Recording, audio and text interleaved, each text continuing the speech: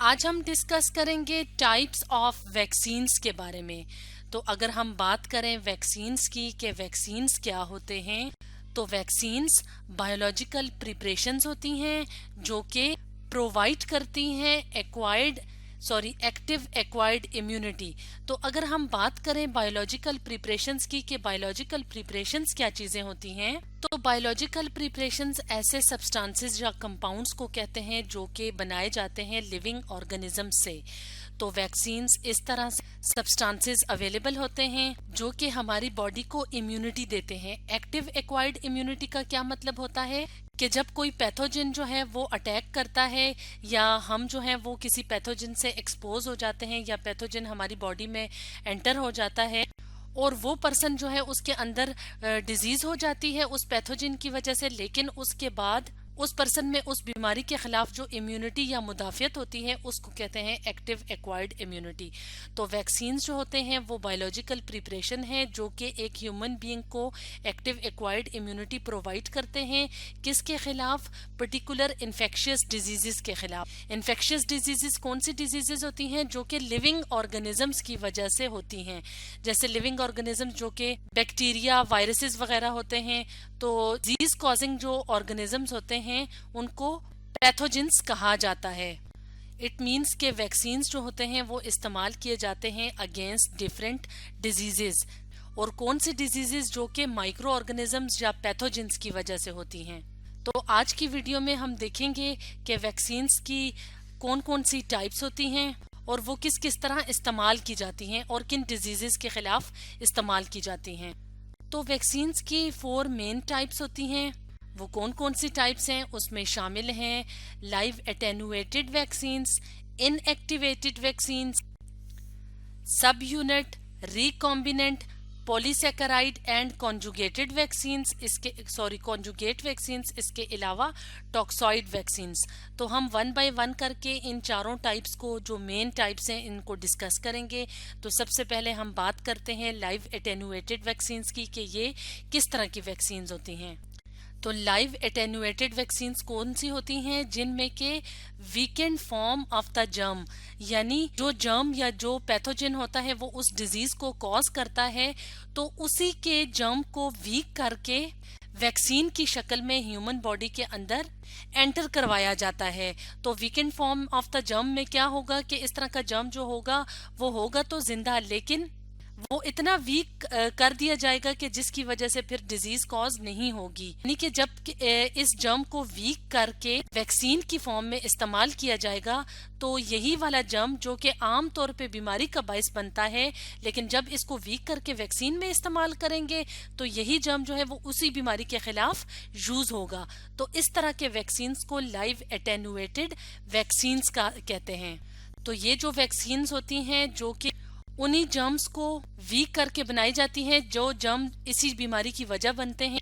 तो ये सिमिलर होता है नेचुरल इन्फेक्शन में। नेचुरली भी क्या होता है कि जब कोई पैथोजेंस जो होते हैं या जर्म्स जो होते हैं वो अटैक करते हैं तो हमारी बॉडी के अंदर जब ये जर्म्स एंटर होते हैं तो हमारा जो इम्यून सिस्टम है नेचुरली वो उस जर्म के खिलाफ एक्टिव हो जाता है। और उनमें से कुछ जर्म्स ऐसे होते हैं जिनके खिलाफ, या कुछ पीपल ऐसे होते हैं, लोग ऐसे होते हैं जिनकी इम्यूनिटी इतनी स्ट्रांग होती है कि कुछ जर्म्स जो होते हैं उनके खिलाफ उनमें इम्यूनिटी या मुदाफियत पैदा हो जाती है। तो इस तरह से जो लाइव एटेन्युएटेड वैक्सीन्स होते हैं वो नेचुरल इन्फेक्शंस की तरह होते हैं। और इस तरह की वैक्सीन्स को इस्तेमाल करने का फायदा ये होता है कि ये लॉन्ग लास्टिंग होती हैं, यानी ये long lasting immune response provide करते हैं। तो अगर फ्यूचर में डिजीज कॉजिंग जर्म्स जो हैं वो, मतलब जो खास किस्म के बीमारी के लिए ये वैक्सीन यूज हुआ था, तो उसी तरह के जर्म्स जो हैं वो अगर लाइफ में फिर अटैक करें तो बॉडी के अंदर इम्यूनिटी डेवलप हुई होती है कि वो उस बीमारी के खिलाफ लड़ सकें। अब हम अगर कुछ एग्जाम्पल्स के तौर पे देखें कि किन किन डिजीजेस के खिलाफ इस तरह के लाइव एटेन्युएटेड वैक्सीन्स इस्तेमाल किए जाते हैं, तो यहाँ पे हम कुछ ही इम्पोर्टेंट डिजीजेस का जिक्र करेंगे जिनमें शामिल है मीजल्स, जिसे खसरा भी कहा जाता है, और इसके अलावा मम्प्स। तो इन डिजीजेस के लिए लाइव एटेन्युएटेड वैक्सीन्स इस्तेमाल किए जाते हैं। फॉर एग्जांपल अगर हम यहाँ पे इमेज में देखें तो मीजल्स में क्या होता है, इस तरह से रेड रेड कलर के स्पॉट्स या दाने से बन जाते हैं। और मम्प्स में क्या होता है कि ये जो एरिया होता है फेस का, तो यहाँ पे स्वेलिंग सी होती है, इसके अलावा फीवर वगैरह भी होता है मम्स की कंडीशन में। तो ये तो थी लाइव एटेन्यूएटेड वैक्सीन्स। अब हम बात करते हैं वैक्सीन्स की सेकेंड टाइप की, जिसे कहा जाता है इनएक्टिवेटेड वैक्सीन्स। तो इनएक्टिवेटेड वैक्सीन्स जैसे कि नाम से जाहिर है कि इसमें जो जर्म्स यूज होंगे वो क्या होंगे, वो किल्ड होंगे, यानी killed version of the germs इस्तेमाल किया जाता है। और वो वाले जर्म्स जो उसी डिजीज को कॉज करते हैं, जैसे कि हमने लाइव वैक्सीन्स के बारे में पढ़ा था कि उसमें भी जर्म्स इस्तेमाल किए जाते हैं लेकिन वीक जर्म्स, जबकि इनएक्टिवेटेड वैक्सीन्स में उसी बीमारी के खिलाफ, यानी जो बीमारी हुई होती है उस बीमारी के खिलाफ वैक्सीन जो होते हैं उसमें जर्म्स शामिल होते हैं, लेकिन कौन से वर्जन होते हैं, किल्ड वर्जन, यानी जर्म्स को मार के इस्तेमाल किया जाता है ताकि वो उस डिजीज के खिलाफ वैक्सीन के तौर पे इस्तेमाल किए जा सकें। तो इस तरह की जो वैक्सीन्स होती हैं वो इम्यूनिटी तो प्रोवाइड करती हैं लेकिन इतनी ज्यादा स्ट्रॉन्ग इम्यूनिटी नहीं प्रोवाइड करते जैसे कि हमने लाइव एटेन्यूएटेड वैक्सीन्स के केस में पढ़ा था।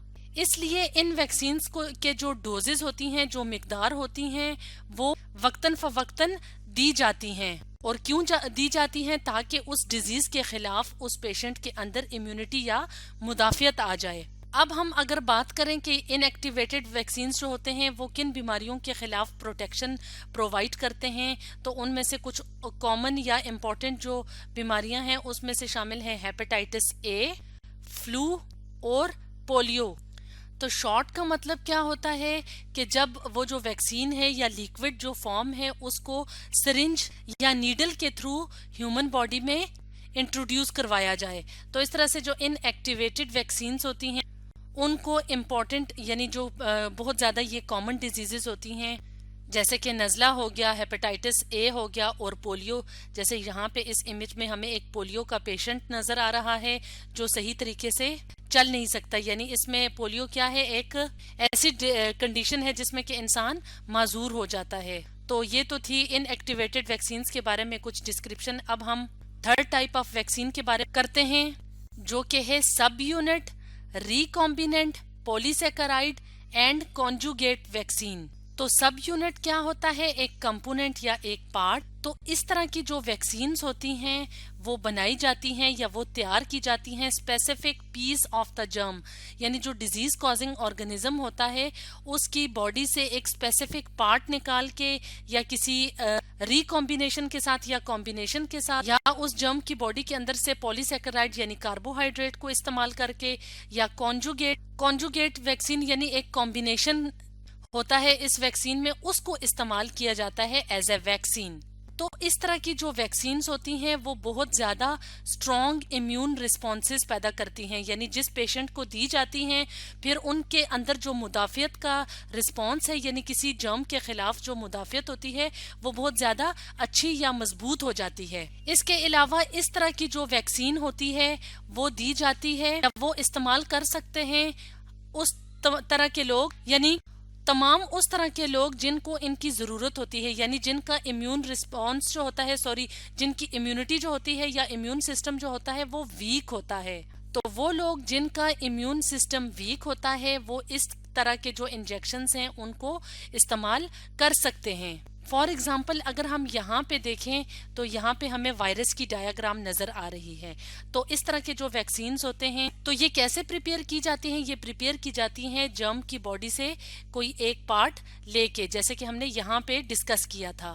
तो अब अगर हम बात करें कि इन वैक्सीन्स को किन डिजीजेस के अगेंस्ट यूज किया जाता है, तो एग्जाम्पल के तौर पे हम यहाँ पे डिस्कस कर रहे हैं ह्यूमन पेपिलोमा वायरस को और नीमोकोकल डिजीज को। तो यहाँ पे अगर हम डायग्राम की मदद से देखें कि एचपीवी या ह्यूमन पेपिलोमा वायरस जो है वो क्या करता है, तो ये इस तरह से छाले से बन जाते हैं, यानी स्किन का इन्फेक्शन सा हो जाता है एक वायरस की वजह से। और नीमोकोकल जो डिजीज होती है यानी निमोनिया के खिलाफ भी इस तरह के वैक्सीन्स इस्तेमाल होते हैं।